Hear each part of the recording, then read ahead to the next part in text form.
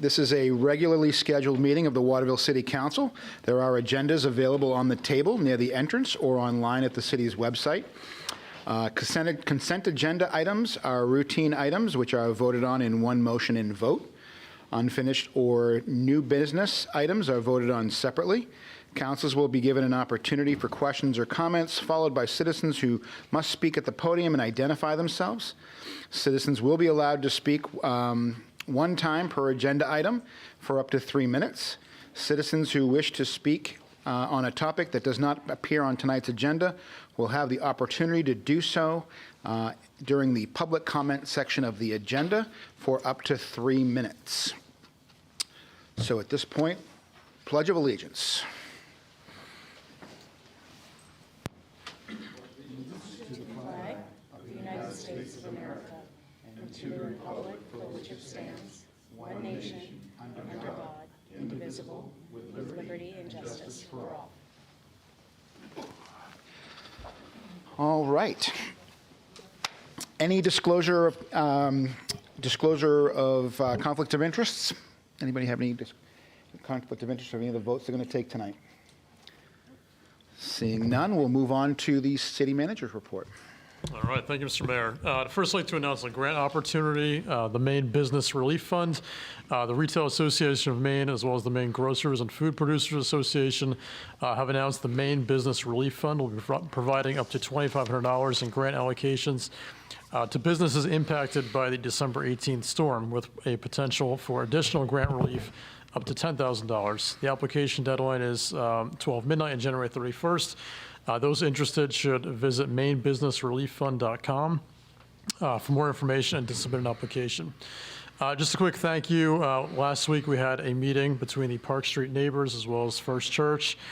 Thank you all for participating. We'll obviously have that item on our agenda for this evening, but it was nice to see the church as well as the neighbors coming out for, I thought, a productive and honest discussion that we held here last week. So thank you to all involved there for coming. Kennebec County ARPA request. We have submitted a request for ARPA funding in the amount of $50,000 to Kennebec County to purchase an emergency generator for this building.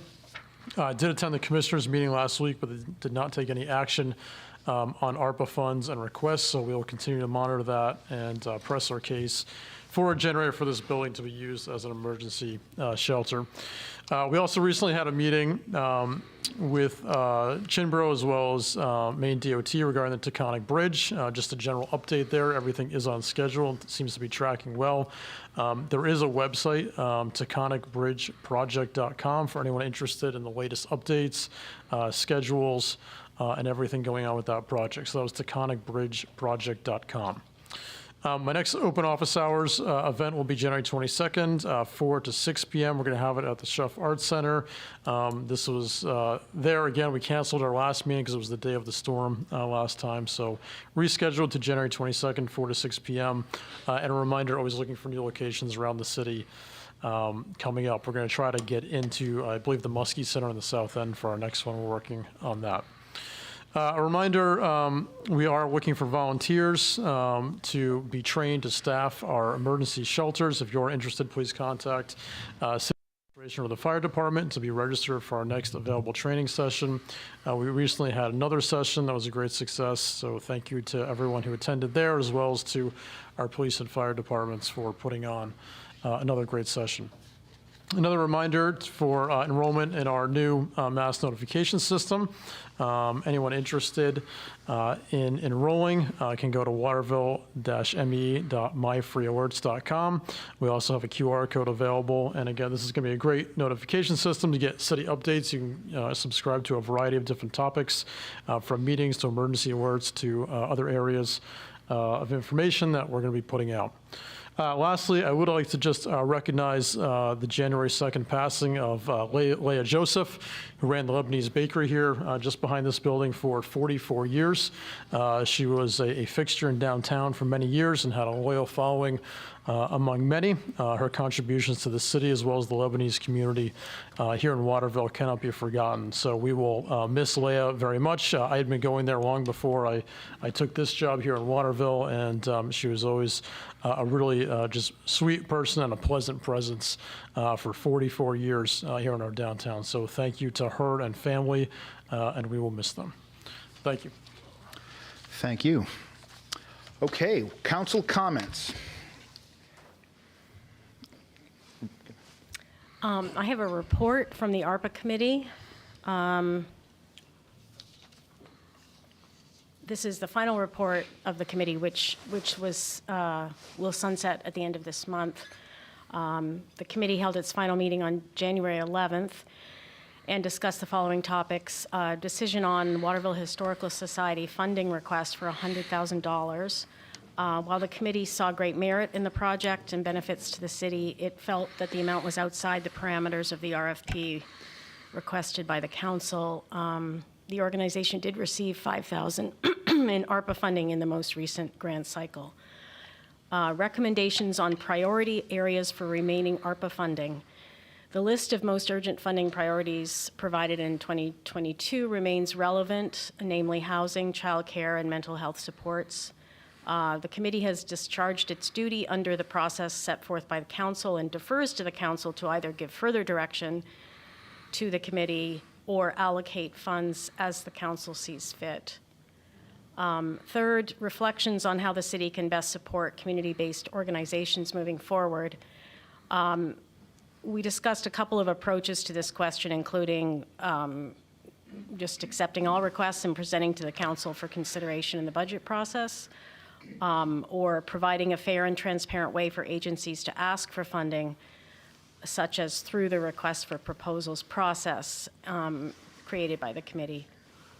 There was some concern expressed about the lack of a long-term solution for human services in the city, and the suggestion that the council consider how it can address this need while balancing other city priorities. Finally, the committee expressed willingness to continue to serve under a different name if needed, should the council wish to engage them for future advice on allocation of ARPA funds or to provide recommendations to the council on funding for community-based organizations.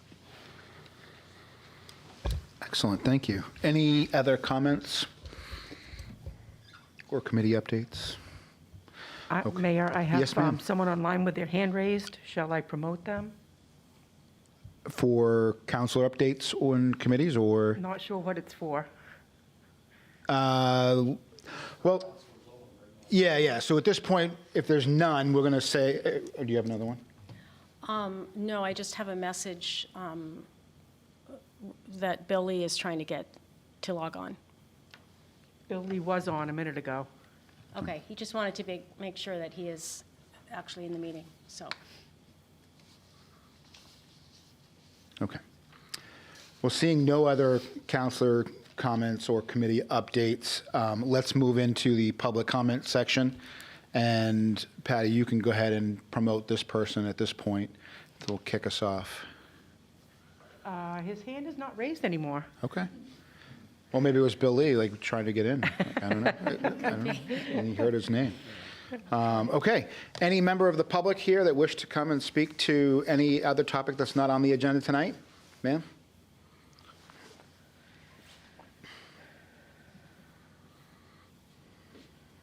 This is my shoveling outfit. I normally have a little bit classier outfit on, but my dog is well-dressed, you'll notice. Fair enough. His name is Remy. I'm Brenda Whitney. I live here in Waterville on Water Street. And I have been working with the Winslow Food Community Cupboard. And we only got $2,500 from the city of Waterville, but we supply the homeless shelter, the lighthouse up here, the food soup kitchen, and the Waterville food bank. We help with all of these things. And we've been taking food on Sunday afternoons to the homeless back along on a Sunday afternoon. We were given a grant, thank you for that, of $2,500. but that really doesn't cover our gas to haul the food around for everybody. I was wondering if there was any way that some more monies could be found to help these people. I'm taking my food trucks up to Skowhegan tomorrow, and I've been doing that for, this will be the 16th month that I've been taking them up there. I've had trucks here in Waterville, too, help wherever is needed. But, so tomorrow I'm going to Skowhegan, and the people that come there, I get 400 to 500 and something people that come in 2.5 hours to get food. You know, I happen to think that having food is a human right, and that everybody should be able to have access to that. And I was wondering if there's any other monies that you could find to augment our gas. Most of the money goes for the gas to haul the food around. We're going now up into Newport, we're going into Somerset County. We're going into Somerset County. As I say, I'm in Skowhegan. This was my 16th month going up there with the food, and it's a real problem. People out there hungry. People are hungry, and the prices of food are going up. And I'm sure you've noticed it too. And so we really, really could use some more funding than the $2,500. You know, because these are our neighbors. And if our luck changes, it could be one of us or our families that need this help. So I'm here to ask if there's any way to petition you, if there's any way that more funding can be given than the $2,500 that we got. I was supposed to have a food truck here in Waterville today, but because of the storm, we canceled it, and it's going to be next Tuesday. But, you know, we have to haul the food around. We need money for the gas to get around to these places, around to Waterville. There's such a need everywhere. I happen to think that being fed, having food, is a human right. And so I'm here humbly asking if you can find some way to support this, because my food truck here in Waterville is going to be no longer here. Yeah. This is my last month. No, I appreciate that, and look, I think you know, everyone here on the council agrees, and you know, we're doing the things that we can to do within the means that we have to help as many organizations as we can. There's a lot of great organizations doing work out there. We've certainly heard that, and we'll certainly take a look and see what we can do. Okay, well, I Thank you. appreciate that, because there's the one desperate need of all humanity is food. Yeah. So, well, thank you for your attention to Thank this you. matter, and I'm hopeful that things can be worked out, because next Tuesday, I canceled the meeting, the food truck for Waterville today, Yeah. until next Tuesday, but Sure. that will be the last truck that I'll have here in Waterville. Awesome. And I'll We be- appreciate everything that you're doing. Thank you very much. Well, nobody should be hungry, I understand. nobody. Thank you all. You're welcome. Have a safe ride home. You as well. Thank you. Anyone else with any public comment? Seeing none, can I get a motion for the consent agenda? Nope, there's no one online with their hand raised. Thank you, Patty. Thank you. So moved. Any discussion? If not, can I get a roll call? Don't need a roll call for this, just a Oh, show of hands. Show of hands. All in favor? 5 in favor, 0 opposed. Thank you. And Sure. can we also entertain a motion to read the agenda by title only? Motion to read by title only. Second. Thank you very much. All those in favor? Thank you. Okay, so we're moving on to Resolution 197, 2023. Refer to the Planning Board zoning map amendment 357 Park Street. Perfect. Thank you very much. Is there a motion to put it on the floor? Motion. Okay. Thank you. All right, councilors, I'll give you the opportunity to discuss this before we open it up to public comment. Who would like to start? I will. So just to be clear, the motion that we're considering is a request to rezone to residential D, correct? We did discuss last time the idea of a discussion, of course, with the neighbors, and I believe that has occurred a couple of times.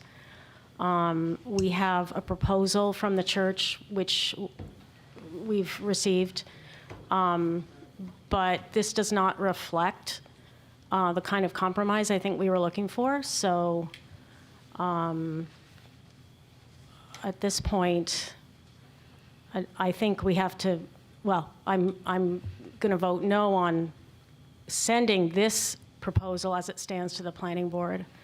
I would, however, very much like to see an alternate proposal that really does address the concerns that were brought forward. Thank you. Anyone else? Councilor Finch? I will also be voting no on the proposal as it stands right now. And I'm just going to reiterate that my main concern is removing and rezoning away housing, particularly missing middle housing that the city desperately needs. And we've got a very nice email from Nancy Williams, who did a walkthrough today.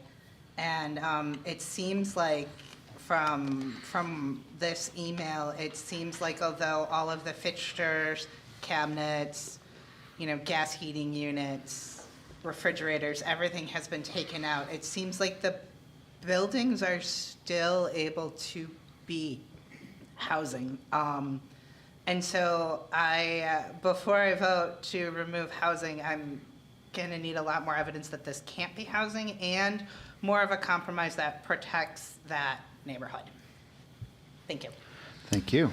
I'm going to echo exactly what my colleagues over here have been saying. We've been working tirelessly for me, for over a year, and, everyone else much longer than me, in regards to the crisis that we have in Waterviille for housing.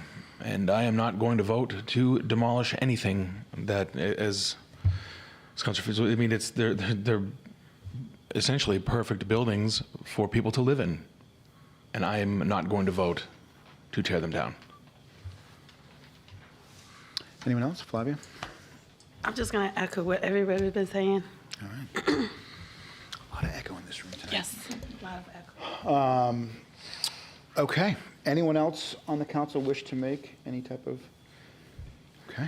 Then I will open this up to the public to come up and speak. We're going to, again, keep it to a strict 3-minute policy. Patty's going to run this timer, and then we'll move you on. And if you have something else throughout the discussion and you want to add something, then raise your hand. And if it's appropriate, then we'll certainly let you do that.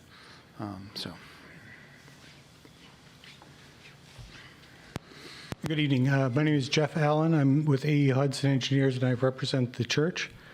I do want to thank the neighbors for coming out and having the meeting, and for so many of you for attending as well. I think that was helpful for all of us to try to understand where the other folks were coming from. I have prepared a plan and submitted it to the city. I think the city clerk has it available here that we could show on screen. Sure. And if I can grab the mouse, I can point. Absolutely. Amendable to that.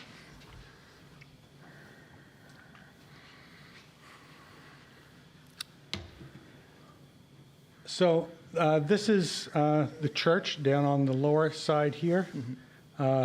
This area in the middle is the 5 Park Street, which is the old funeral home. And in back here is the duplex, which is 3 Park Street. So the reason I made these changes is simply, the changes that were made to this plan were the island up here against Park Place, which now occupies 3 spaces, and will form a visual buffer for the neighborhood in behind here A second visual buffer is down here against Park Street that kind of shields the park from, or the parking lot from the street. This is the same sort of thing that I would, and same presentation I would make to the planning board. Traffic primarily will flow in from Park Street, around here, and out. I believe one of the big concern that the neighborhood has is not having these spaces here that would be able to exit onto Park Place. And in our proposal to the city, we acknowledge that it is a safety concern backing out of a parking space. It's certainly much safer to drive out. You can kind of see both directions much easier by driving out. So one of the concessions we did make was driving out of the parking lot as opposed to backing out. So we would require people to pull into those spaces so they could drive out and not back out. When somebody else owned the 5 Park Street, we weren't allowed to park next to the building. That was the tenant parking. And so every bulletin that we get Sunday mornings said, that's off-limits parking. It was, we didn't have any complaints from the neighbors as far that we were using their space. That's okay. May I continue? Yes, you may. I'm Thank you. representing the Yes, applicant. yeah. Thank you. So, we have added some visual barriers here. The gentleman that lives in this home was concerned about his children. They don't have a big yard. The kids are out playing in the street. And he brought his beautiful daughter, or his friend's beautiful daughter, to the meeting as well. And so, we want to protect that. So I think this was something that was discussed at the meeting, giving up 3 parking spaces here. And it's interesting, right across here on, there's I think a law office across Park Place here, and they have their parking in back as well. So this barrier here kind of demarcates the break from the parking area to the street. It's a natural break because these folks across the street have a fence. Again, had proposed vegetation or a fence here along the gentleman's property. Didn't want a fence out here because he couldn't see to back out of his driveway. But I think this is is probably one of the better compromises that we could do. I also, there was a lot of discussion about putting a fence, putting a wall, I think was the term, along Park Place to block the existing parking that's been there for 50 years. As an engineer, I think that's a bad idea, simply because I went on the city's GIS mapping. Park Place is 20 feet wide. Mapping that I saw on the old 1900 and 1910 maps that Nancy provided showed it as 22 feet wide. Again, those are not survey maps. My problem is if you had a snowstorm like tonight, where does the city put snow if we put a wall there? There'd be no, we assume it's going to be plowed into our driveway for the time being, and then we'll move it somewhere else. But if we put a solid wall there, that would restrict the plowing of snow, and a 20-foot road, 22 feet, whichever, it was designed as a cart path. And so just technically, there's no place to put snow unless the city were to haul it off, which that's not a real viable option. The Public Works guys are very busy. So that was our limitation there. I think that's sort of the technical rationale for why we did what we did, and I'd be happy to answer any questions.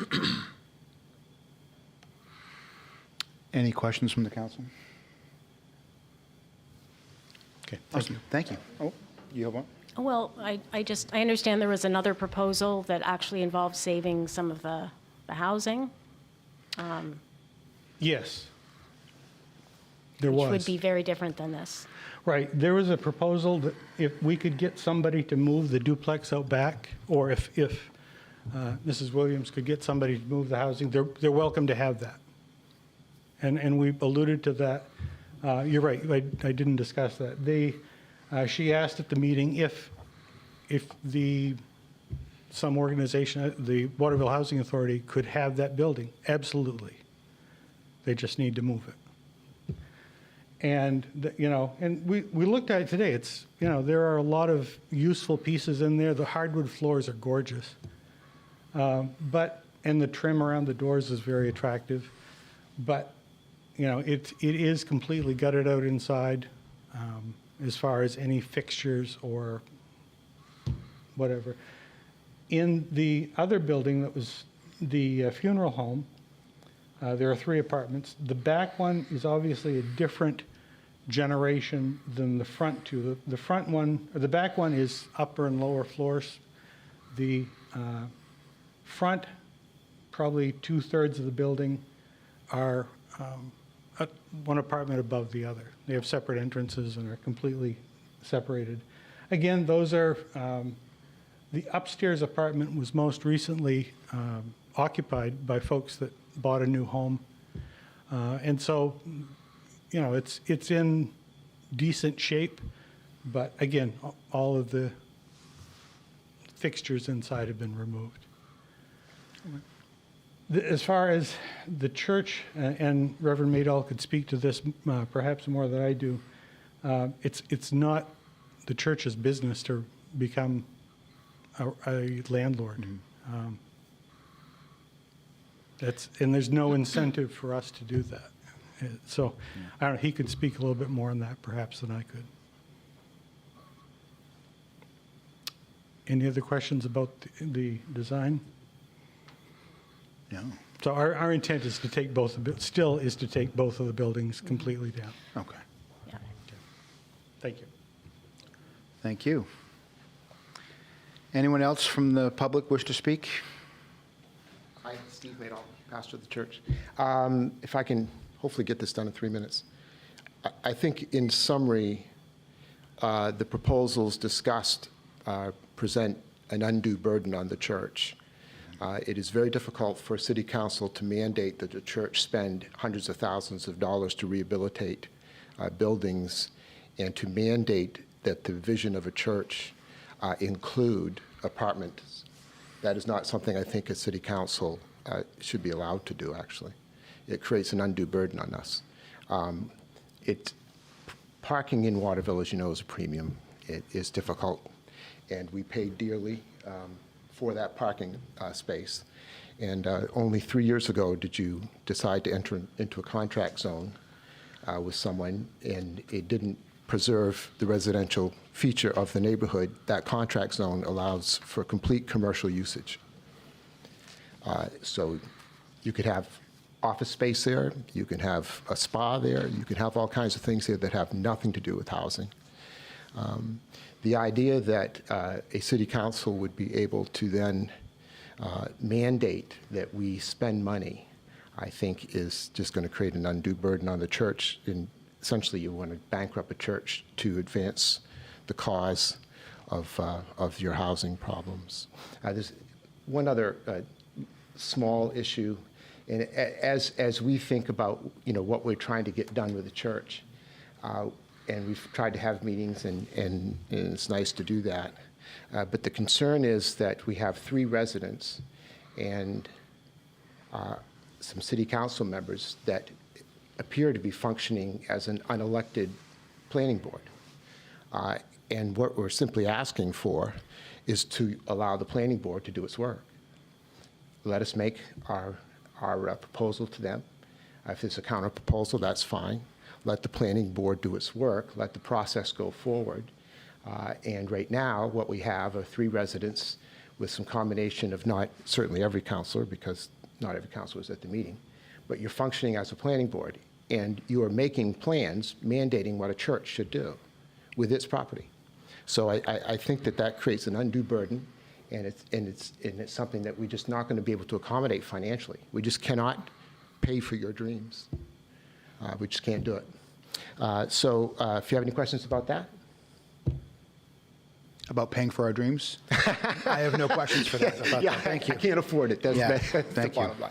I just want to clarify that we're not mandating the church to do anything, but we're asking you to compromise. And that plan is just not a compromise. Well, the compromise, that's a euphemism. If the compromise includes maintain a particular building, and not only that, renovate the building so it's habitable, because it's not habitable now, then that's a mandate that we can't afford. Except we're not mandating that you do anything with the building. We are just saying that we do not support the destruction of the buildings. When you purchased the buildings in October, you knew they were in a contract zone. You knew that the contract zone restricted the use of the property. That was a gamble that you took when you purchased it.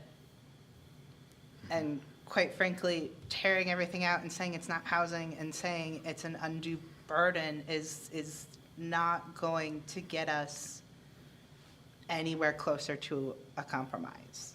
What we're looking for, as Councilor Green said, is a true compromise with the neighborhood. And quite frankly, first of all, asking for residential D means that all of the plans you have here, it means nothing if we rezone to residential D, because the usage in residential D is far more relaxed than a contract zone. That is why a contract zone exists on this property now. So if this does go back to you and we don't send this to the planning board, one of the requests would be that it remains a contract zone.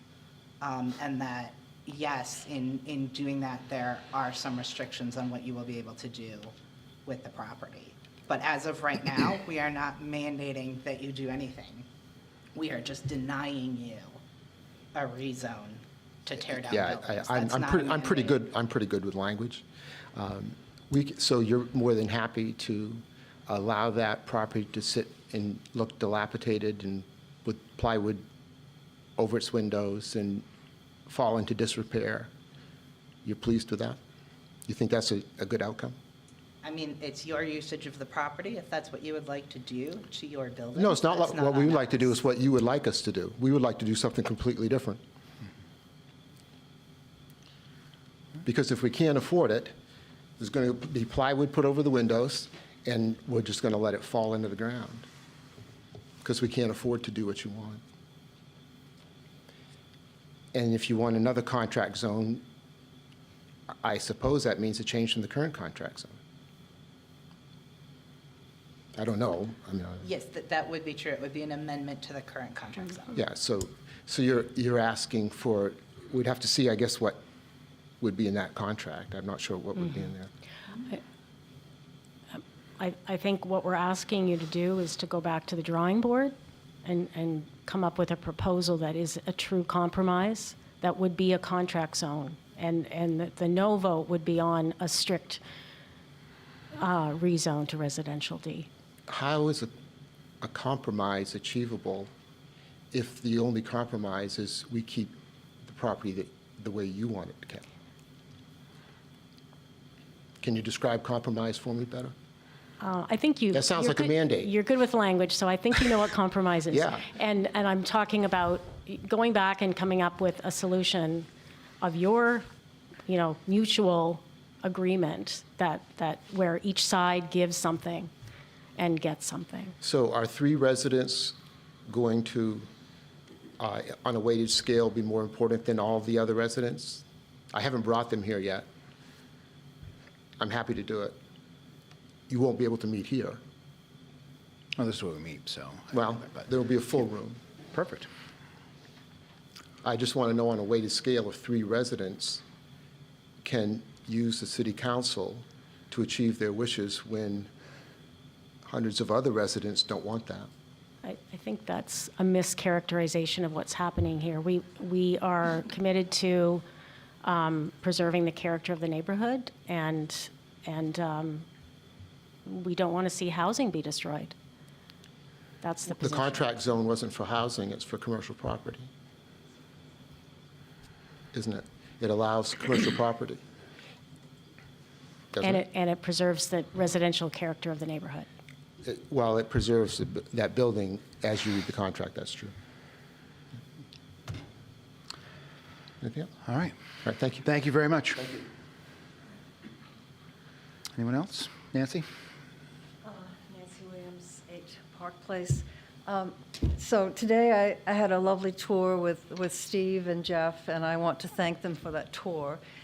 And I'm very impressed with the work that they're doing at the church. They're doing a beautiful job, and I guess you all remember who've been here that church seemed pretty empty for quite a while, and we were all pretty scared that it might get lost. And so I think we should all be grateful for the work that he's doing. And despite the fact that he sounds a little in a fighting spirit, I think he is capable of compromise. See? Yeah, you're welcome. And I think he will come to some sort of conclusion. We're not trying to make him suffer, and I know you're not either, because we're losing housing and we're trying to gain housing. And so we will do the best we can in the situation, and I know the neighbors appreciate this opportunity to move forward with a more positive plan. So thank you. And Steve, if we're the planning board, we're a pretty small one, but we'll do our best. Thank you. Thank you.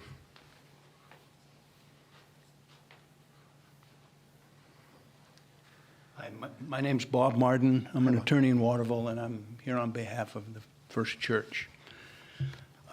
I was involved in assisting the First Church in the purchase of property from Mr. Mitchell's company, Renaissance. Mm-hmm. And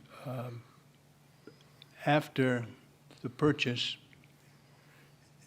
it was determined that this property was in a special zone that had, as you know, was previously requested by Mr. Mitchell to accommodate a possible use of that property approximately 3 years ago, which never came to fruition, and that was to come and ask, just like this process, the City Council for permission to go to the Planning Board to consider contract zoning for the property that we know as 3, 5, and 7 Park Street, the property we're under review today. At the time, the church purchased the property, and it was determined that this property was in a special contract zone. There was discussion as to the process that would be required in order to obtain the necessary municipal permission to demolish 2 structures and to use the property, as you could see from the plan that's been presented, use the property primarily for parking, but also to accommodate a handicap accessible structure on the back of the First Baptist Church. The discussions that I had with the city shortly after the purchase of the property, and let me say there was a meeting between city officials, Attorney Lee, myself, the Reverend. The specific, the options that were considered at that time was to come back to the city and ask for either basically the relinquishment of the special zone, and for this property to go back to what it has always been zoned as, which was residential D-zoning.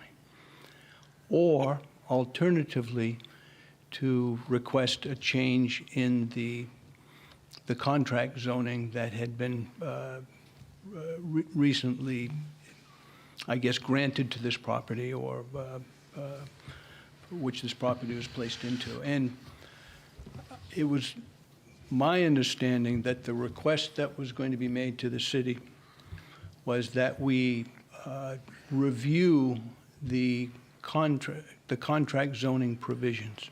So what I heard tonight initially was that this was a request to consider a referral to the planning board to to essentially take this property out of contract zoning, but to my understanding, it is perfectly acceptable to consider this a request for the planning board to review and revise the contract zoning provisions. And I understand the reason for that would be that the public, the city, the planning board can have input into the uses and can place restrictions and appropriate regulations or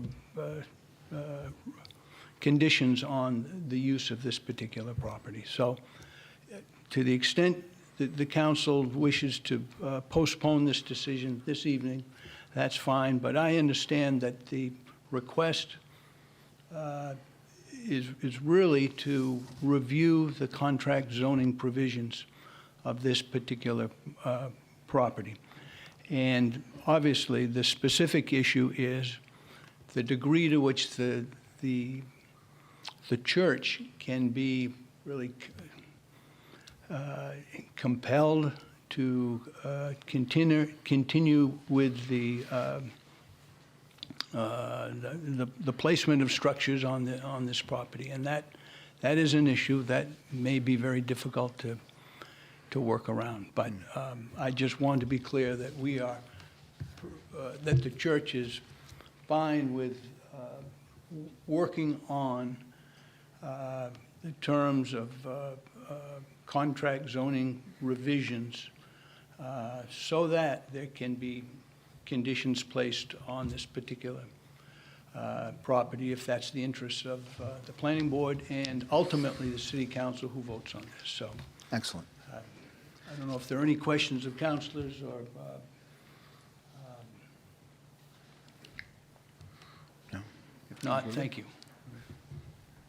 Thank you. Anyone else? Okay. Yes. Yes, please. Raphael Scheck, one of the neighbors who were called disgruntled neighbors. I don't know if that characterizes me well, but anyway, I just want to say this is not about just three angry neighbors or not so angry neighbors. This is about larger interests. It's a housing interest, and it is also a historical interest because the front of, at least the front of that one building that is close to the park is from 1862, so it's quite old, but thank you.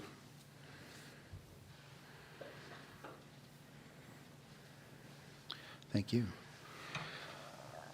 Okay. No further discussion? Anyone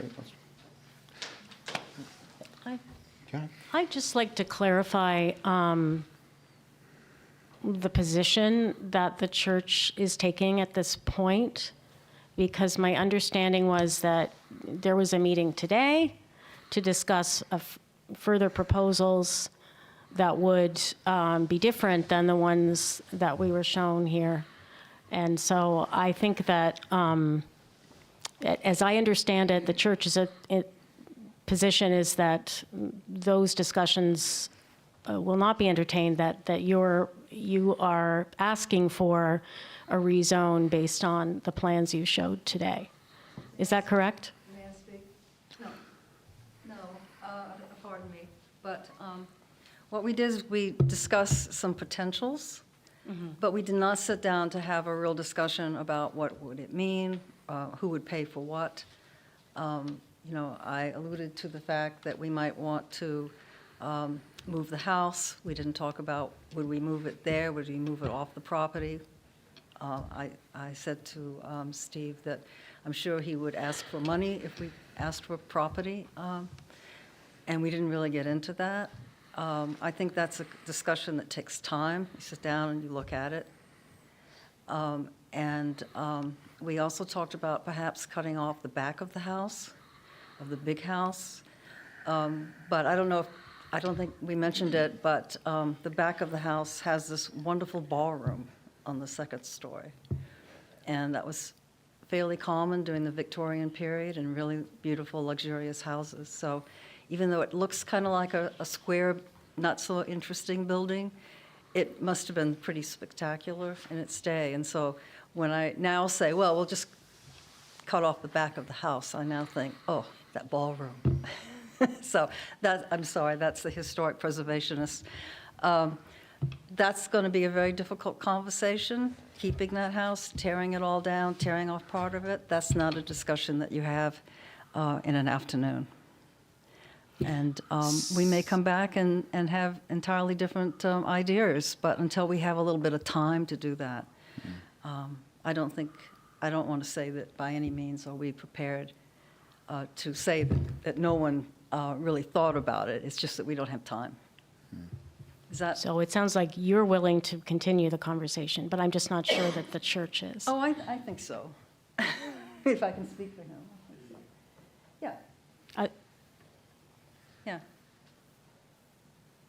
I think all sides are willing to continue the conversation. Is that right? We have no problem having a conversation. If there's a way for Nancy to have the duplex and move it, we're happy to accommodate that. I think it's a little more difficult. Can you come to, Oh, I'm they sorry. that's all right, they just can't, we can hear you fine in here, they can't hear you out in the world. I know, So, I'm sorry. As I mentioned, so everybody else can hear it, the church has no difficulty whatsoever giving the duplex to whoever could use it. And Nancy had an engineer with her today, and, you know, you can move a house like that fairly easily if you have some place to move it to, I suppose. There are shells, and so, you know, if you've ever put a house together, there's considerable amount of money to turn a shell into livable space. You know, you're not talking just a few bucks to get that done. The old funeral home is a little bit more difficult in that it has additions to it in separate parts. The ballroom is not something like, we speculate it would probably have been used as a ballroom. Maybe you could get 25 people in it. It's not the Ritz-Carlton or anything like that. But there's nothing else in there, so to return that to livable space is more difficult. And as I mentioned, the church's concern is it's not about compromise, and it's not about being unwilling to chat with people. It's about there's only so much money in the bank. We're a church. We don't do real estate development. And so there's only so far we can go, not because we're mean-spirited, but there's only so far we can go without bankrupting the church. And it's really that simple. And so that's, when I say it's an undue burden, there are real dollars and cents that have to be paid if you want to get that restored. And I just don't know how we could swing it. I really don't. We spent every last penny on the property as it is. Yeah. But certainly willing to chat. That's not ever a problem. I guess the only concern that I have, you know, is that, you know, when you buy something, right, like, you kind of check it out before you buy to see if what I want to do with it can be done, right? Like, so, but I don't know, I haven't seen the timeline as to whether or not there was a conversation that happened with anyone here at the city to whether or not the city would entertain a motion to, you know, take it from this current state it's in to a parking lot. And I think that if that question had been asked, you might have thought differently about how you were going to purchase the building. I also question whether or not you didn't understand or didn't know the fact that there was such restrictions on it, because those things are in the deed. And it's a deed that you signed when you bought the building that goes to the registry of deeds. So if that's the case, then whoever represented you in this purchase didn't point that out to you. I apologize for that. And that, so, I can tell you that yeah, it's not in the deed. it's not in the deed at all? Not in the deed. That's interesting. It's a contract zone that you folks voluntarily made up 3 years ago. It still gets registered with the deeds. Well, It gets added in there, so. Let me answer your question. Sure, directly, thank you. If you don't mind. No, I don't mind at all. I would have bought that property, period. Okay. And the reason for that is ministers build legacy organizations. I can't make a decision for 5 years. I have to make a decision for the next 200 years. And so that property literally abuts the back wall of a church that sits on the historic register. A property that you decided that would be perfectly satisfactory to have commercial zoning, office space, and a spa. That is not compatible with the church on the historical record. So I bought it for that very reason, because you put us in a position where I couldn't allow a spa on the back of a church 10 feet To be from a clear, church. we didn't put you in any position because you bought the building on your own free will. Well, So we didn't force you to buy the understand- building. I didn't So- say you forced me. Yeah. You understand that all of that factors into a decision. That becomes a variable when you're thinking through how you're going to purchase something. And so we would have bought that in any event because we noticed that 3 years ago, you decided to take what was once, for decades, residential zoned property and turn it into a commercial property in our backyard. And that was something that we wouldn't be able to tolerate moving forward. It was not guaranteed to be housing. A spa could be anything. It could be something that would be incompatible with our ethics. So the fact of the matter is we bought it for that reason. Secondly, it's already a parking lot. It's not like I bought two apartment buildings with 5 apartments in it and nothing else. The only thing that those apartments do is they are singly, the footprint is all that there is. There's not any greenery, there's no grass, there's nothing. There's just parking space everywhere.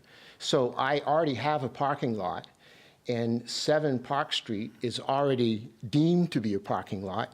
No one's asking anybody to change that. It's already a parking lot. Great. And furthermore, it sits directly across from another commercial property that has a parking lot. Literally across. And we share parking because those folks are a little tight with their parking, so they're welcome to park in our lot as long as it's not full. So when I look at all of that, I bought a parking lot that's current, and it's been in use for a long time. And I bought away potential commercial use that would, I think, deleteriously affect a church that sits on the historical register. So that's why we did it. Okay, fair enough. Thank you. All right. Well, if there's no further discussion, I will call for a vote. So the motion is to refer it, excuse me, to refer it to the planning board is the motion. Correct. We'll call for a vote. Yes, ma'am. All those in favor? All those opposed? The motion fails. All right, thank you. Moving on to new business, Resolution 23, 2024. Authorize waiver of foreclosure of municipal tax liens. I need a motion. So moved. Thank you. Any discussion? Okay, Kelly, can I get a roll call? Or All those in favor? Any opposed? Passed 5-0. thank you. Moving on to Resolution 24, 2024. Support of a plan for extending passenger rail service to Auburn, Lewiston, Waterville, and Bangor. Move to adopt. Any discussion? I have. Yes, sorry. Hi, Kim Halley. Hi, Kim. Resident of Waterville for many, many years. I just want to thank Councilor Tom, Councilor Green, the mayor, city manager, for expeditiously getting this resolution on the docket because it was just presented a few days ago, if you will. And I also would like to introduce, if I may, a couple of folks that should be zooming in. Tony Donovan, who is the director of the Maine Rail Transit Coalition, as well as Bruce White, who is our state legislator. And for those of you that may not know, Bruce is a member of the Transportation Committee, as well as the Innovation, Development, Economic Advancement, and Business Committee. So I would defer to them if you have any specific questions on this resolution. Thank I you. actually have 3 hands raised, so I have Nancy Sanford, Representative White, and Tony Donovan. Let's bring in Tony and Bruce. At this point, let them go through the presentation, and then we can bring Nancy in once we open a public comment. Thank you.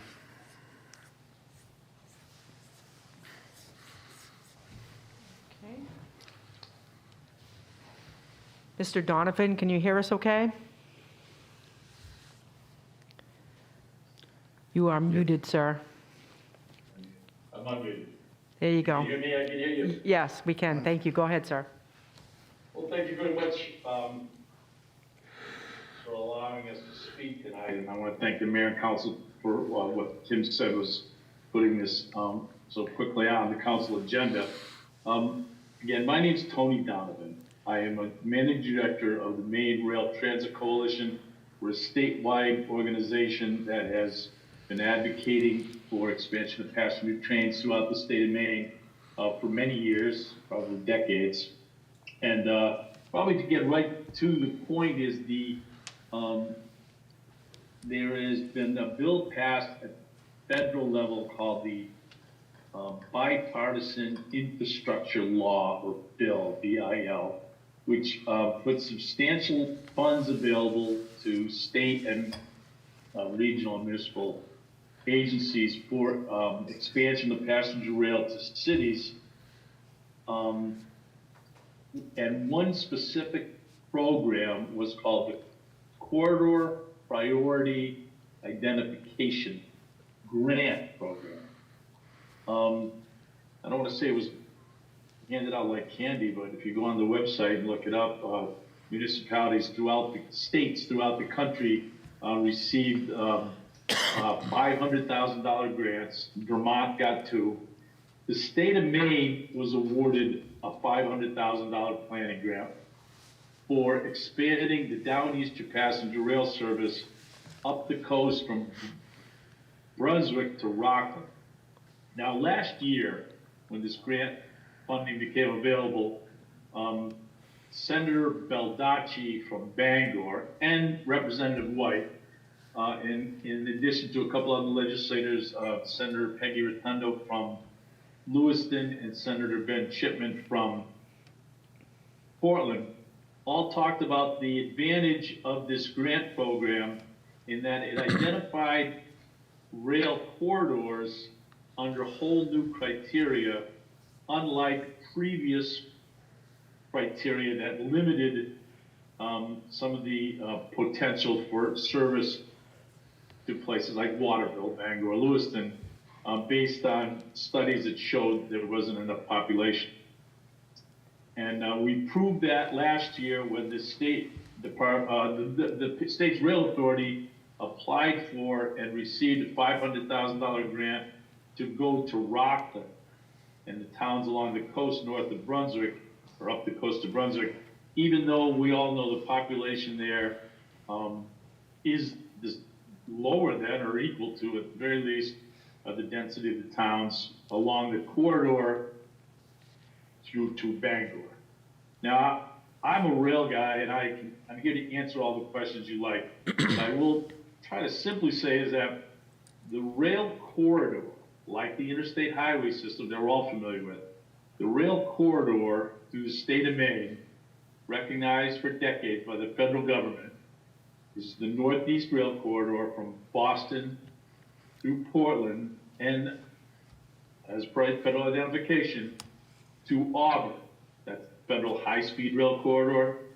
And then that same corridor goes to Bangor and Lewiston, Waterville, Bangor, and east through eastern Maine. And in Auburn, it also goes to the west, northwest to Montreal.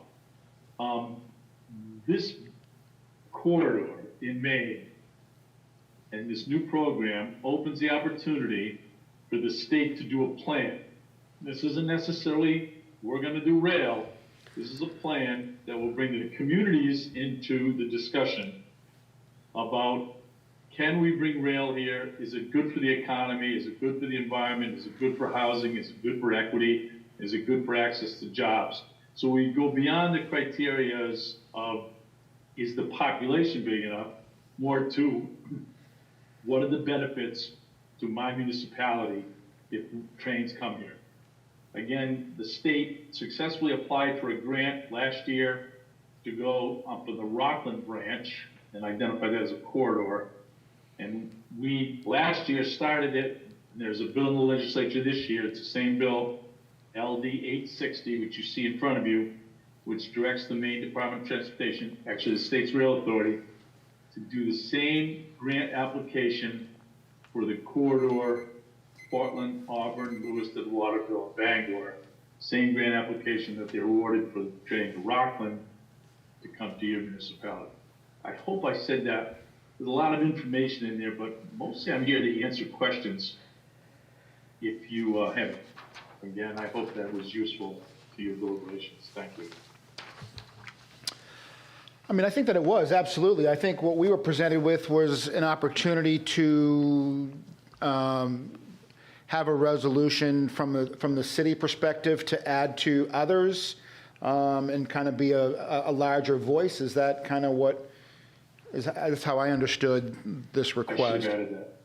I should have added that. Yeah. This resolution is being considered by the five largest cities in Maine, all located on the corridor. Gotcha. Portland, Auburn, Lewiston, Waterville, Bangor. Next, we've got a deadline. It's kind of a deadline. The state's Transportation Committee meets on January 25th in a workshop to discuss the bill, and we hope to bring the five resolutions to the Transportation Committee, the legislature, on January 25th. Bangor will vote on January 22nd. Your town hopefully is voting this evening. The city of Lewiston, the mayor is telling us he can get it on the agenda next Monday. We're not sure the status of the city of Auburn. It's in good hands. The transportation director for the city of Auburn assures us that it will be voted on and passed by their city council prior to the 25th. The city of Portland, not a big city, which is, by the way, where I'm from, has to do 2 readings, and they will have it on the agenda next week, but the second reading will take place February 5th, past the 25th of January, but we believe that will be timely enough to get the message to the full legislature that the 5 largest cities in the state of Maine are supporting this bill. Excellent, thank you. Representative White, so we give this to you. What do you do? How do you take the ball from here? How do you help us out? Well, thank you.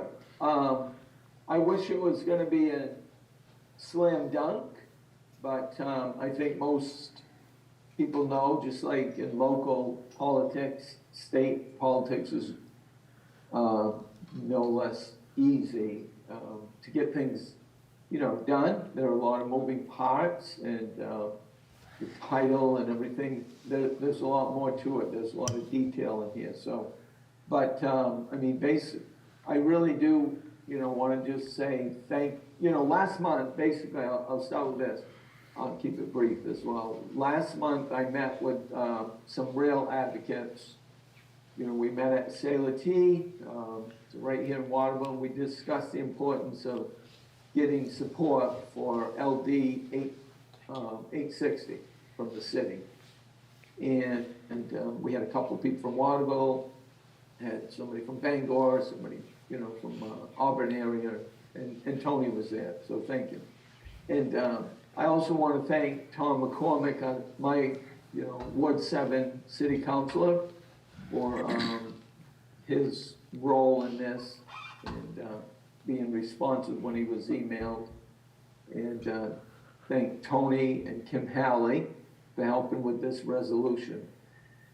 I want to thank you as council members and for your support on passing this resolution to show the importance of expanding rail service from southern Maine to central Maine and further north to Bangor.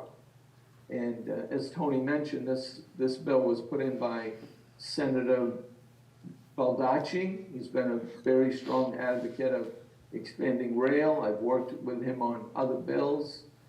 in the past. So, and basically, I really just think that your support, you know, we would be one of the first in the state, and Tony mentioned the other cities that would hopefully will be doing the same in the coming weeks. Your support, I believe, would send a good message, a clear message to the other legislators on transportation, and as it comes to a vote in the House and the Senate, and that you'll send a clear message that as we consider LD 860 in the coming weeks, you know, and it's important because these things sound like, oh, it's great, let's do it.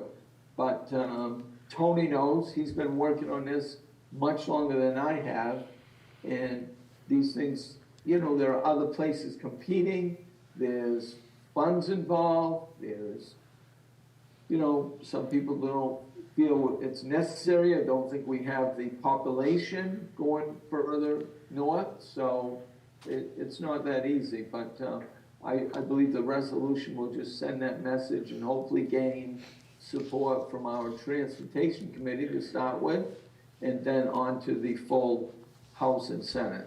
So that's where that is. So thank you for allowing me to speak. Thank you. Yes, Kim. I just have a question for Bruce and Tony.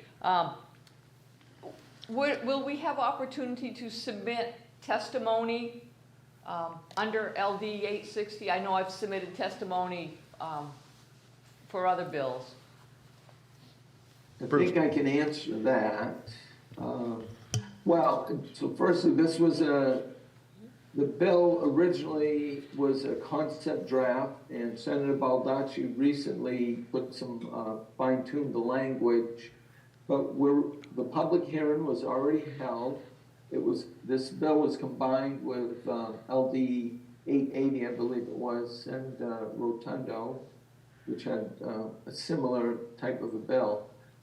And we already had the public hearing, so we're really going to be going into a work session, and I guess it is scheduled for the 25th.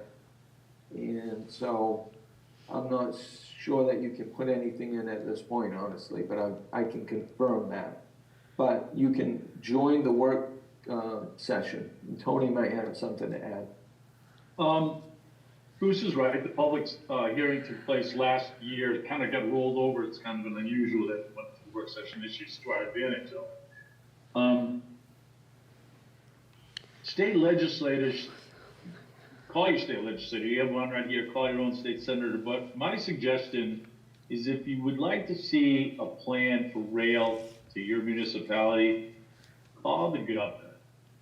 The State Department of Transportation works for the governor. Works for us.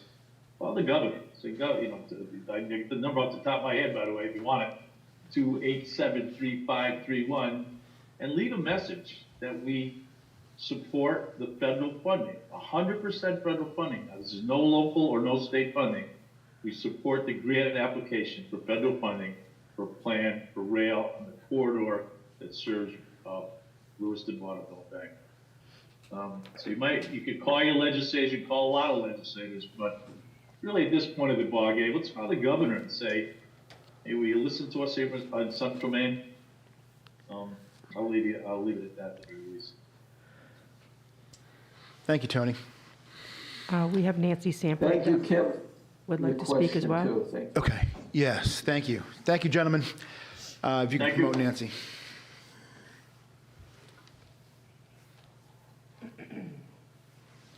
Hi, Nancy, can you hear us?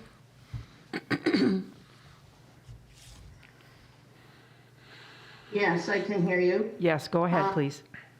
And I think this would be wonderful. I've been from Maine to California and back by rail, and to New Orleans and back by rail. And if I could get on in Waterville, that would be great. And for the smaller trips too, from like Waterville to Portland or, you know, Lewiston or Auburn. So I think this is great and that it should be supported. And that's it. Thank you very much. All right. Any other discussion? All right. Seeing none, call for a vote. All those in favor? All in favor. Excellent, thank you. All right, moving on to Order 25, 2024. Approve land exchange between the City of Waterville and Mulch Farmers North LLC. Move to adopt. Second. Okay. Bill, you want to give us just a little recap of where we're at tonight? Sure. Thank you. Previously had a discussion regarding the matter. The purchaser of the property out at the airport discovered that with the wetland restrictions was not going to be able to put the business there as planned, and then as a result came to the city and said, and told the city that, and with negotiations that have taken place between the administration and with the representatives of Mulch Farmers North, the idea of swapping that lot with another lot in the industrial park at the airport came up, and that's exactly what is before you here this evening. The lot that they presently own will be deeded back to the city, and the city in turn will deed another lot in the same airport subdivision to Mulch Farmers North, and that lot also has wetland restrictions, but they're not located in such a fashion that the business could not be put there. So this business will be able to be located at the airport if this land swap is approved. Excellent, thank you. Any councilors have any questions? Anyone from the public? No. All right, can I get a vote? We don't need a roll call. All those in favor? That's what I'm saying. 5 in favor and 0 opposed. Thank you. All right, Resolution 2024. Appointment of city councilors to various committees. Move to adopt. Second. Any discussion? Seeing none? All those in favor? 5 in favor, 0 opposed.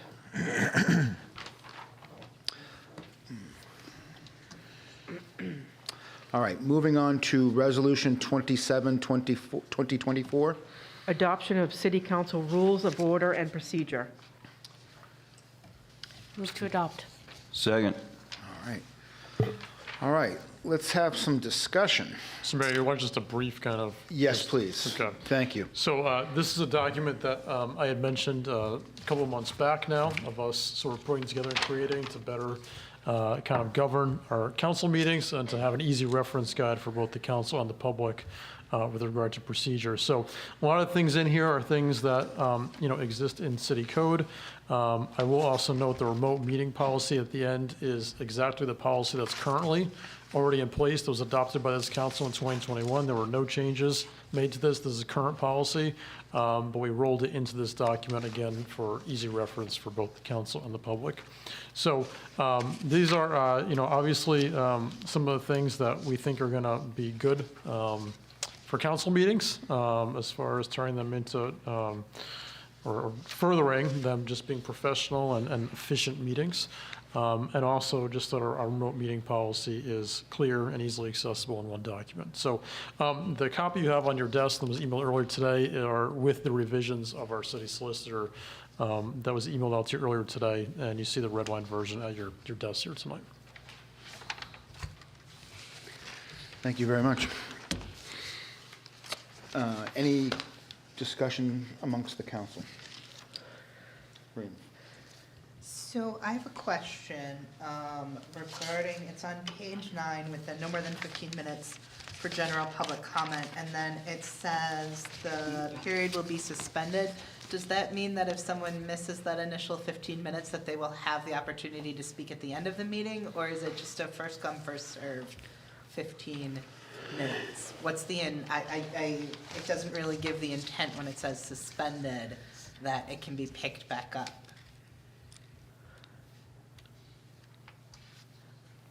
Do you want to answer that, Brian? Yeah, I think obviously The very top of page 9. right, the idea is that this, public comment doesn't keep the council and others who are waiting for city business, waiting forever. When I read this, I think it does, when I say suspended, I think it may be up to the discretion of the presiding officer to engage those comments later on. Bill, City Solicitor Bill, if you have a certain reading of that, when we talk about suspending.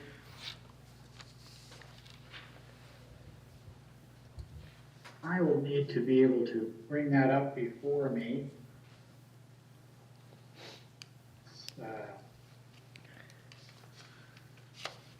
Which may take me a minute. Actually, the easiest thing to do is somebody would just read that particular paragraph before. It'll take me a couple minutes to pull it up otherwise. Sure, I can read it, Bill.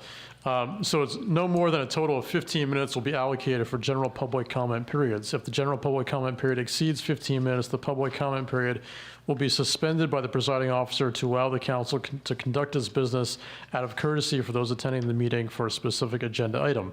The council will not engage in dialogue with the public during this time. Questions posed during the public comment period will be followed up on after the meeting. Individuals requesting further information should leave their contact information on the sign-in sheet, which will include the person's name, ward, or address, and their contact information.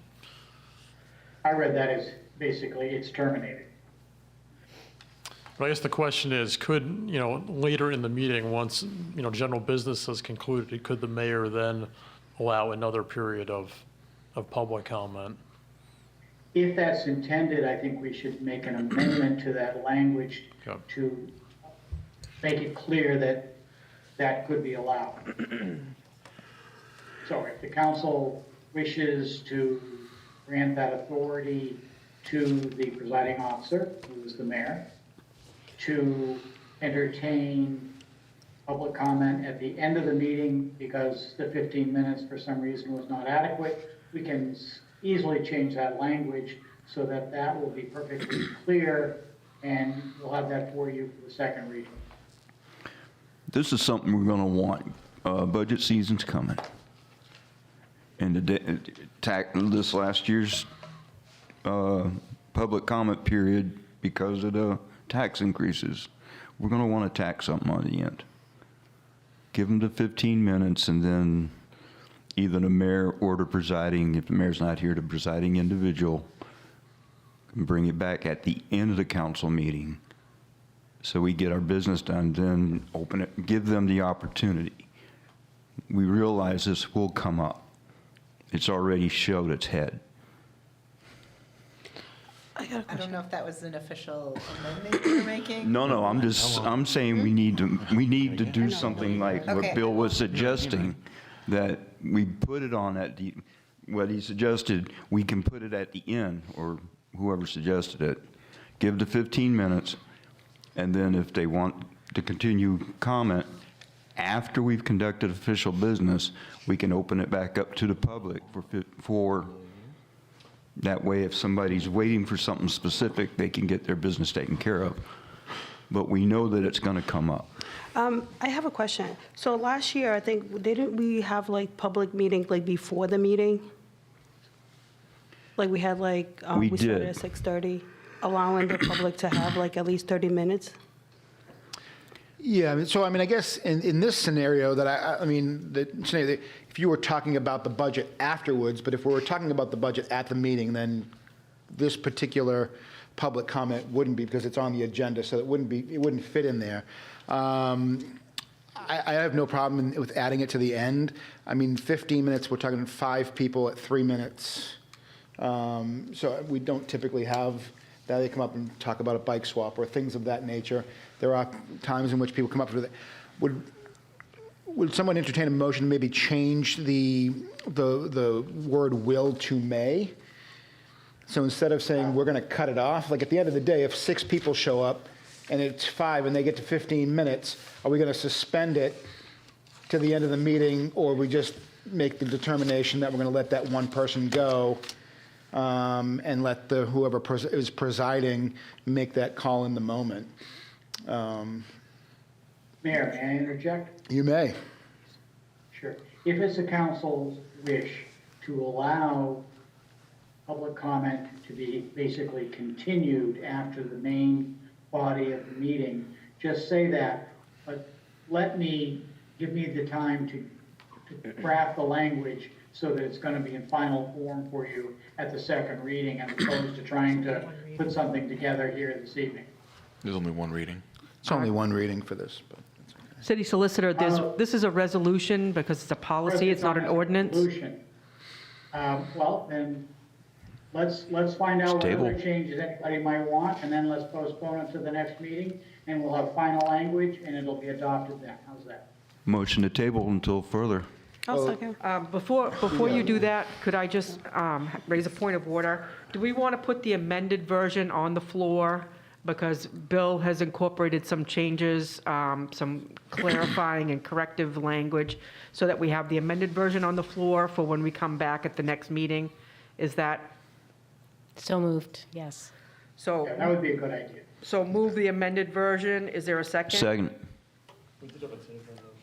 We did. Right, but I kind of hauled that back a bit. I jumped ahead. Before we table, let's put the amended version on the floor. Is there any discussion on the amendments that were proposed? I got a question. So we're amending that that we give them the time back at the end? No. Flavia, what we're doing is now is this, so in the packet was a different version. The version that's in blue here on your table is what Bill has gone through and suggested some things. So this Okay. is what we want to use as the starting document for the discussion. Okay, that makes sense. Right, okay. So do we want to vote on that amended version? But we also have Nancy Sanford on the line that would like to comment. We'll get to Nancy in just 1 second. Okay. So let's, go ahead.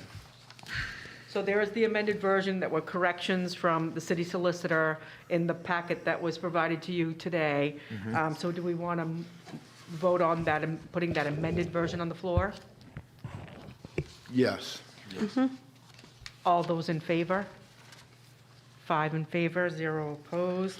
So now let's move it as amended. How much, like, are we gonna give him like 15 minutes after the meeting? Like, how much time is allotted after the meeting? We haven't discussed that yet. Oh, dear. So we'll get to Me that. too, I was ahead of it All I myself. need from you now is what Patty has asked So for. can someone make a motion to move it as amended, to put it on the floor on the amended version? So moved. Second.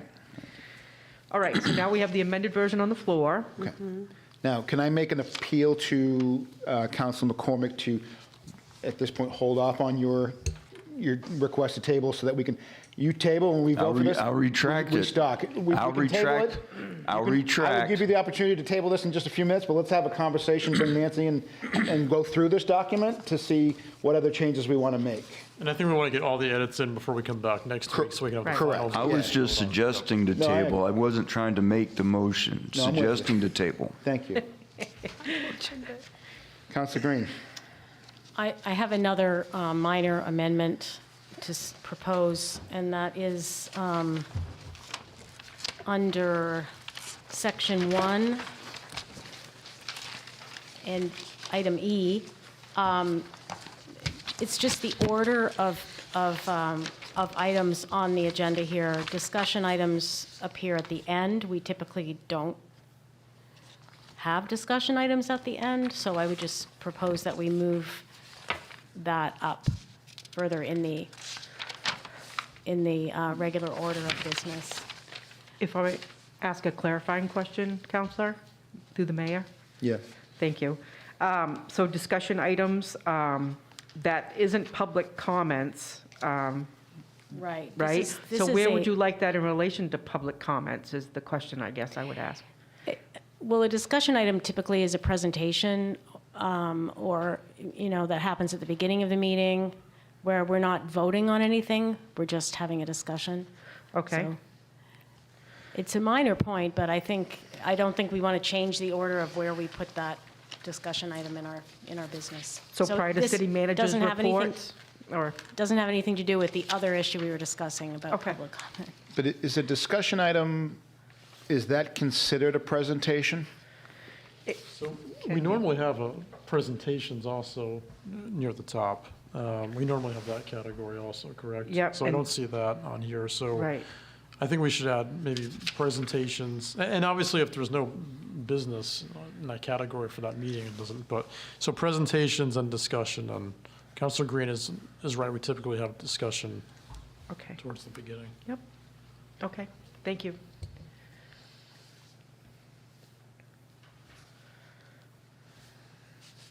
I guess my question with that is if we have depending on the topic of the discussion, could determine the length in which somebody might then sit and wait for us to go through old and new business, right? Like, so is there flexibility and like, is there flexibility in moving this around?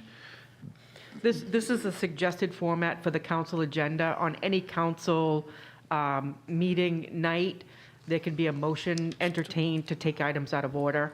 If there's a, real heavy topic that's listed at the beginning of the agenda, there could be a motion to take it up at the end of the meeting, and as long as the council votes, adequately, then that could take place. But if there are no items, then, for example, tonight's agenda does not have discussion or presentations. There were no items in those categories. Correct. Okay. Any other comments, concerns from the council? Okay. Can you bring Nancy on? Yes.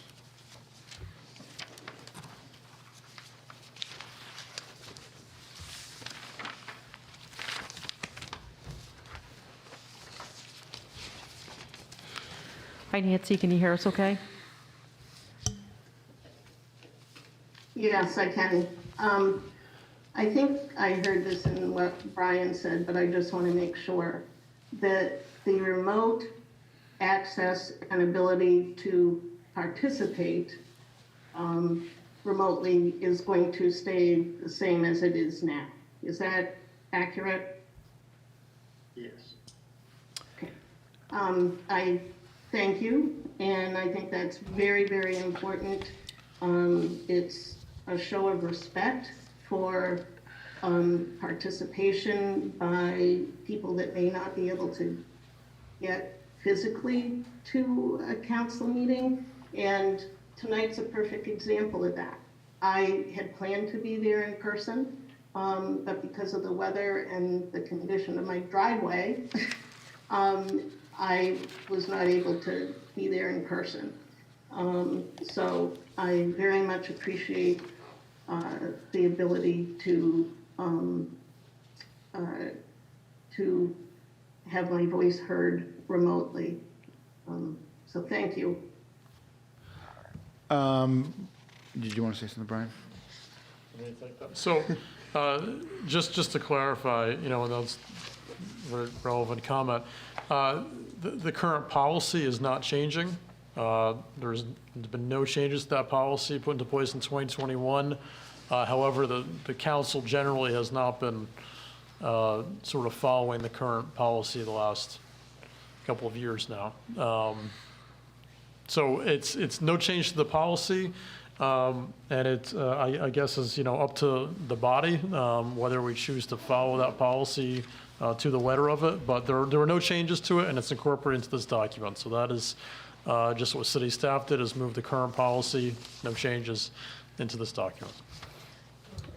All right. I think the point here, though, is that if we follow the policy, then we would only have an opportunity to participate remotely when a counselor was not able to be here, right? So we would, if we follow the policy, we would discontinue participation by Zoom unless a counselor could not be present. However, people could still participate by sending in an email, and that would be read to the members of, would be read aloud in the meeting. Bill, do you have clarification there? The policy does not prohibit allowing public participation when all counselors are present. It just mandates that if a counselor is absent, then we must allow the public participation. We have taken the approach all along that whether it's a full council or partial council physically present, we are going to allow public participation. So present policy does not prohibit what we are doing and have done for the last couple of years. So then, according to our current policy, we can continue to hold meetings with remote participation by Zoom, even when a counselor is not Even when on the full Zoom. council is there. Right, okay. No, Okay. the law only requires that if a counselor is participating remotely, we must allow public participation. It does not prohibit us from allowing public participation at all times during all council meetings. And of By course, that's by what we're remote doing. methods. By remote, yes. Okay, all right. As thank- we are right now. Okay. As we are right now. We have Nancy Sanford Right, okay. participating remotely. Yeah. All right, thank you for that clarification. Yeah, that's important. Who then makes the decision on whether to allow remote if all counselors are present? I think, Well, I yeah, think that, Bill- I guess is my question. Is that a delegation to the mayor? I think Bill is saying that it is not a decision. Public participation can always be available regardless of whether there's a counselor who can't be present. Right, but I guess the question is, who decides whether or not, when all counselors are present, we're allowing remote participation? My understanding, We they're are always always allowing allowing remote participation. Unless we decide we don't want to. But the It's current actually policy does chair- not chair prohibit or it. or presiding officer in the council, of the council with consultation of other members, if appropriate and possible, will make any determination that remote methods of participation are necessary in as timely a manner as possible. So that's in the second, well, yeah, the second paragraph under the policy. I also just have questions. If you read down into the fourth paragraph, the public will be provided a meaningful opportunity to attend via remote methods when any member of the council participates via remote methods. So I think that line is a little ambiguous, because that seems to indicate that a counselor has to be participating remotely for it to be opened up to the public. Well, it actually was tracking the statute, that language does. Right. And so we have to have the language that says, if a counselor is not present, there must be public participation allowed remotely. It does not prohibit allowing public participation when all counselors are present, and the policy the city has had since the beginning, since we started with Zoom with COVID, to allow members of the public to participate remotely. We don't have a problem to fix here. And I would ask, why would you want to prohibit participation remotely from? We don't want to. Right, well, I just want to make sure. I hear what you're saying, Bill. But I very much support being able to do it remotely. I'm a taxpayer in Waterville and should be able to voice my opinion whether I'm there in person or whether I'm remote. And so I hear what you're saying, Bill. But just want to make sure that we're all hearing the same thing.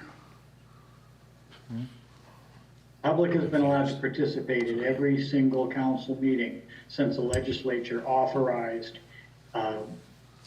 the remote participation, without exception. All that's being done here is trying to take a set of rules that are in effect and putting them into one document so that the council has easy access to them and will be able to much better understand the process of conducting a council meeting. And of course, we'll go into great detail on the public forum, public comment section, because we've had public comment sections which have taken up a great deal of time, which makes members of the public who are there for business having to wait. And so we're formalizing things there. But the remote participation policy, the procedure for passing ordinances, the section on ethics. That is just pulling existing language from either the charter or city ordinances and putting it in one location to make it easier for councilors and quite simply for anybody else who would like to see how, in fact, council meetings are conducted. That's what this is all about. And I want to thank the city clerk's office for doing a great job in putting this together. So.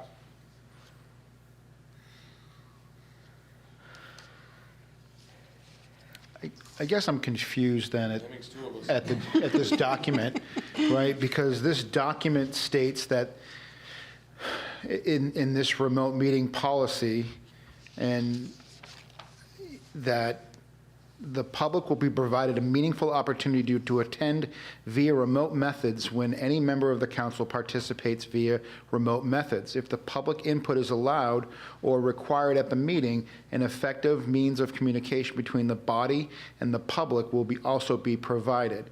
The public will also be provided an opportunity to attend the meeting in person unless there is an emergency or urgent issue that requires the entire council to meet using remote methods.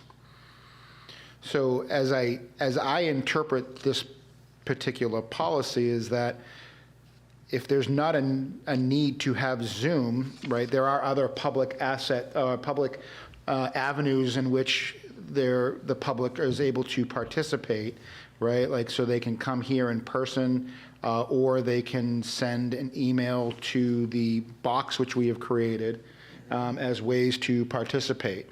But if we didn't require Zoom, then it just wouldn't be turned on for that meeting.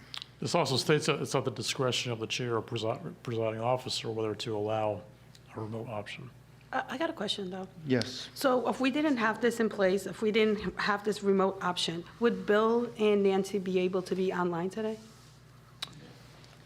Bill would, because he's the city solicitor. Yes. If we wanted, And not a member of the general public.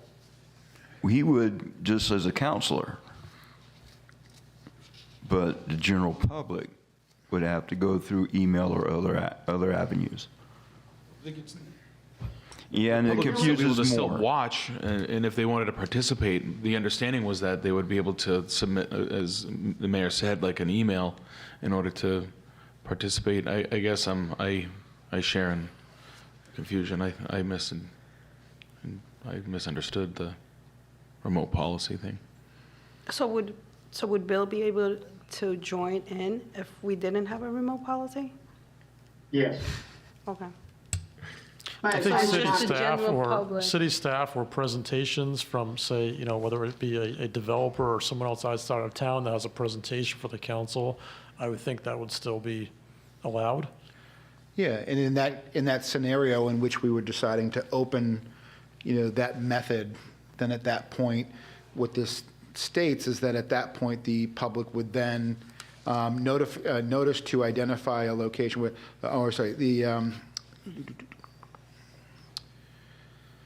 when the public may attend, it says, notice of all meetings will be provided in accordance with, the whatever that's called there, and any applicable charter, ordinance, policy, bylaw. When the public may attend via remote methods, notice will include means by which the public may access the meeting remotely.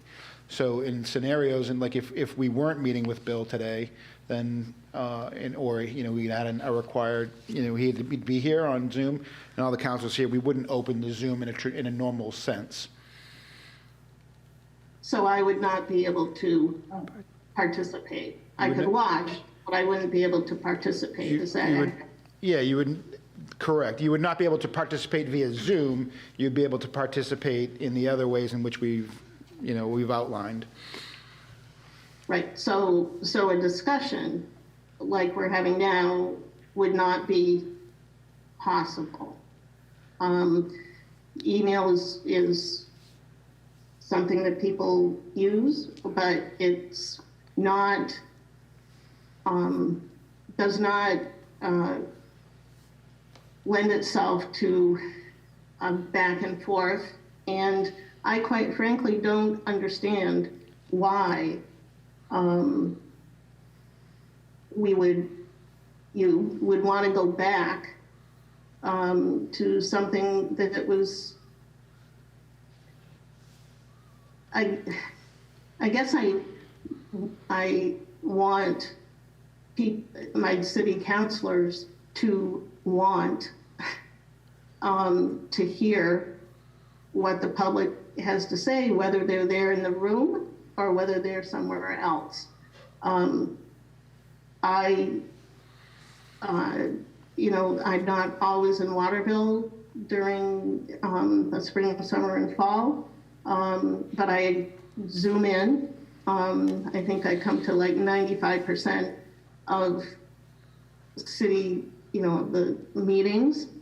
And COVID gave us gave popularity and usefulness of Zoom. And I just, if what we are doing now isn't continued, I don't know, it's beyond me why Waterville would want to go backwards. And perhaps we need to put, if it's confusing, perhaps we need to put this remote policy that not only access, but participation is allowed in whatever document that you're creating there in the resolution. So there's not a question. I see it as a matter of respect. And what about physically disabled people? Single parents who maybe want to do it. And I would hope that Waterville wants to encourage all kinds of participation. Okay. Well, I appreciate that, Nancy. I do. I think we've got some work to take a look at this document. And so I think let's revisit that and reword or re-understand this particular section. And when we come back, then we can certainly go from there. It's very easy to add some language if the council wishes to codify the policy that the city has been using for the last 3 years. Okay. Yeah. We have never had the public excluded from participating by Zoom since Zoom became an authorized means of participation for anyone. We have every single council meeting allowed it. But if you wish to codify that further, this can be done. So just to clarify, our current policy does not require or prohibit people from participating when there's no counselor on Zoom.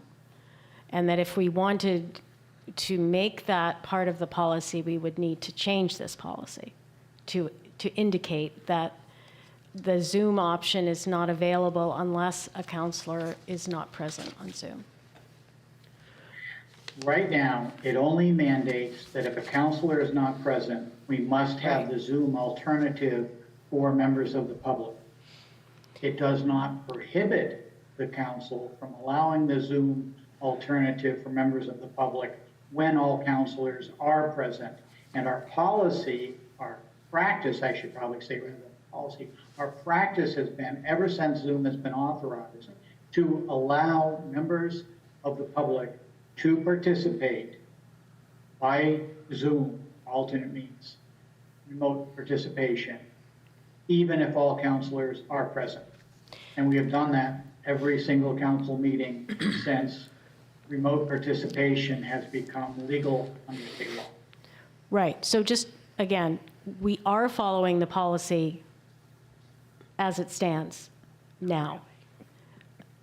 Except yes. in cases, and part of the real idea here is that members of the councils are expected to be physically present for meetings except when not practicable. So we're encouraging people to be here in person because that is the best way to conduct our business.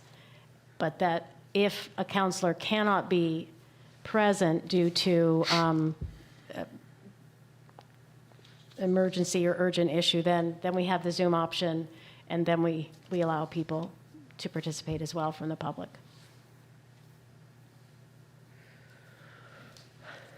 Right? So we are following the policy now, and members are expected to be present unless they're ill or they're out of town. And members of the public may participate as well, at any And time. members of the public, we have allowed members of the public to participate, whether or not we have a counselor participating remotely. The state law only mandates that if there is a counselor participating remotely, we must allow remote participation. And the policy, that's statutory language, and the policy tracks that language. We have decided not to take the restrictive approach, which is authorized by state statute, but in fact, we allow remote participation at all meetings, whether or not there is any counselor participating remotely. If you wish to codify that particular, what I've just said, we can easily amend the remote participation policy to say that. It's never been an issue, so we've never had amendment. We're now looking at it probably for the first time in quite a while, and if it's the council's wish to codify that, to codify the practice that we have implemented, we've been using for the last 3 years, very simple to do that. I would encourage you to do that. This is sort of something that we're trying to fix something that isn't broke. Okay, we just need to make it more, we just need to throw some language in so that in the future, I don't even know that we need to do the language. It's something, I would much rather have Nancy here in person tonight. I know she's not going to come out in it. Most anybody else wouldn't want to come out in this weather. We're here. Sometimes things like council meetings are supposed to be an inconvenience. That's part of governance.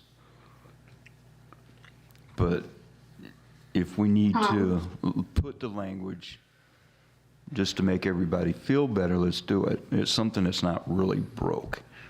Why are we going to fix it? So I think, Bill, you and I can catch up later, I think, because I think there is some confusing language in here. I mean, just the very nature of whether the meeting is going to have a remote possibility is up to the discretion of the chair or presiding officer. So, you know, it's, I think there's just some language in here. I hear what you're saying about state statute and everything, but I think there's some things in here that are just not clear if that's the case. Because the way I think a number of us have read this, I think we have a bit of a different take on it. So we can catch up more later offline on just how some of this language reads. But I think if the intent is to keep the practice the same that it's been the last couple of years, I think we do need to change some language in here because this does not read like what our current practice is. I would also add one more thing, if I may, Mayor. Yes. If we're going to codify that every meeting has remote options, I think we also need to add language on what happens when that technology fails. Because if a member of the council or a member of the public is intending and counting on participating via Zoom and the technology fails, does that mean the meeting has to be adjourned to a different date? That's a great question. Yeah, it is. All right. All right, we can take all that stuff back. Sounds good. So at this point, Tom, you want a motion to table? I'll second. Table for, what is today? Today's the 16th, we get 2 weeks, we think February 6th? Yeah. 3 weeks to the next meeting, so want to Oh. include that to your Motion till this, what is it, the 6th? 6th? 6th of February. Excellent, thank you. Okay. You seconded? Yeah, I second it. Okay. All those in favor of tabling? 5 in favor and 0 opposed? Wonderful. And can I get a motion to adjourn? Motion to adjourn. Thank you.